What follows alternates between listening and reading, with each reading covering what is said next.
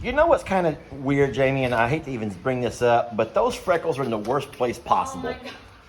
The little freckles on the backs of their tails are going to forever be an eyesore. Only you would point that out. No, everyone else is thinking it. Everyone else is thinking, oh my God, their little hinds are so dirty. Guys, those are freckles. And those are the worst placement for freckles ever. Okay, so let's Listen, guys, I love Pig Newton.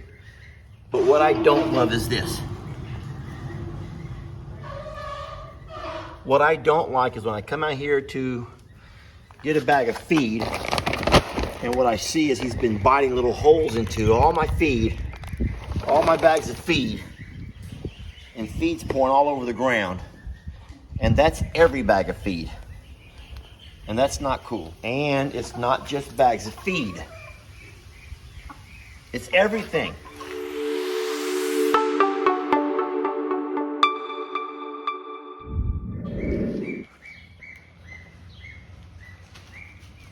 You guys are gonna knock that over and make a really big mess for me to have to clean up. Or I'll take it back. Not me clean up. yeah. Guys, that... Babies. Is there a point in this? You don't eat that stuff. Oh, the mom in me wants to go just remove the toy, but I know that the dad in you is looking forward to the disaster. Ah, this is really cute though. They're having so much fun with just anything. Isn't that typical kid? Well, Kids? yeah. It's This- like playing with the box and the wrapping paper of the toy you bought. Yeah. Is that lead rope in y'all's way? Let me get that off of there. Jamie, why would you put a lead rope on top of the pine shading? Jamie. Yeah, Jamie. Why would you do that, Jamie? All right, so it might not have been Jamie did that, but Ellie, God, Ellie. Yeah. Ellie's not even here. Oh, they're cute. And they love their mama. They're super fun.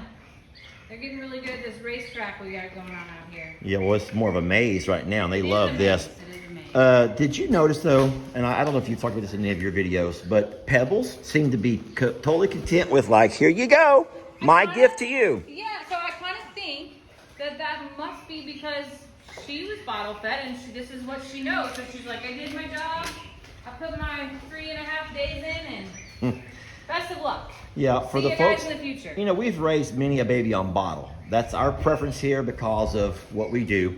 And most moms have a little bit harder time with allowing their babies to be taken. No, I don't want to say taken away because they always have access to mama. But when we pull them for this The transition, weaning period to get them to bottles, moms have a hard time. Pebble has not made a scream or a holler or a yell yet. And that's been at least, what, 3 days? 3 days. 3 days.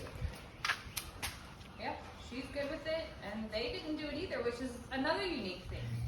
Folks, you're not seeing things. We actually have put Journey inside the pasture with the littles today. I wanted to try something, and I do know she may take a little bit of an adjustment time to get used to, but she's getting around so good, and I just want to see how everyone's going to treat her. Now, this may not work, but I kind of feel like it's our responsibility to give her the best life possible. And if her best life can eventually be becoming one of these babies, you know, living alongside, sleeping alongside, eating alongside, even if we have to make some accommodations, I think that that's what we're going to have to try to do. Who we need to bond with her is Annie. Now, right now, Annie has a mouthful of hay. She's eating some Timothy grass. And what we want is Annie to understand that she's a baby who has a special need. And some Cornholio, I can't see past your feathers, please. And so we want Annie to bond with her. And if that happens, Annie will take care of her. Now, I told Jamie, we're just going to try this for a little bit while I'm here to watch and see what happens. It could be very well that I'll pull her out if this doesn't go well. But you know, Journey spends her entire day walking along this fence line. We've already taken Pig Newton and set him over the fence, and he gets along great. He hasn't skipped a beat. And we find that Journey is spending more and more time alone, but she doesn't want to be alone. So what she does is come through the front porch and just looks inside the door at us and screams and hollers, you know, for our attention. So we're just going to try this for a few minutes and see what happens. And so I know you're equally curious as I am. You know, in school, when you have a student who has special needs, what they do is they go by and they have all of the folks in the know, the diagnosticians and teachers and parents, and they all meet, and together they create what they call an IEP. It's like an individualized individualized EP, whatever the E stands for, and then P is plan. Someone help me on that one, please. Teachers are known for using acronyms for everything, but we don't always know what those acronyms stand for. So anywho, so I think that most of the time we want to try to get those students in the classrooms. Now, of course, we know that they have individual needs, so they all have different learning abilities and learning styles, and we try to accommodate them. And in this case, we're going to try to accommodate Journey making a transition into here. But I really do think that she needs to be with her own kind. And I think that she wants to be with her own kind. I didn't video what she was doing before, but she literally has been walking along this fence line back and forth. And everyone has walked up and smelled her. So there's no one who's seen her for the first time right now. No one in there is seeing her for the first time. They have seen her plenty through the fence.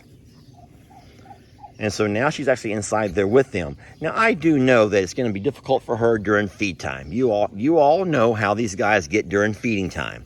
So, of course, we're going to pull her out, still give her a little bottle because she's not eating enough grass yet or enough green. And we'll make sure that she doesn't have to fight for her food, per se. I hate to say fight, but you know what I mean by that. And then we'll just see. And then, of course, at night, I'll pull her out and put her back inside the little yard here. This is where she sleeps at night, right there beside the big house. In this little yard area here, she sleeps under that little porch. And she does great. But by day, she seems bored to me. She seems like she's miserable. Oh, my gosh, look at Huck. He's still hopping on one leg. He's just showing off for the camera. He doesn't... Did y'all see that? He heard me making a video, and he come running around that corner so y'all could see how, man, he'll do anything for a bunch of oohs and ahs. But, so just keep your fingers crossed. We're gonna see how this goes. I will give you my word that I will keep a very close eye on her. She's found her a banana peel right now, an old banana peel that one of the pigs didn't eat, and she's nibbling on it, which is funny and gross. Oh, look. Well, there's Pig Newton. He's doing fine. He's come up to say hi. Everyone seems to accept him just fine. All right, so just so you know, I will keep a very close eye on her, baby. I know you're a little scared for now. This is scary. It's like your first day at school. All of you moms know how scary it is when you leave your kids at school for the first time. But I believe we're going to be okay.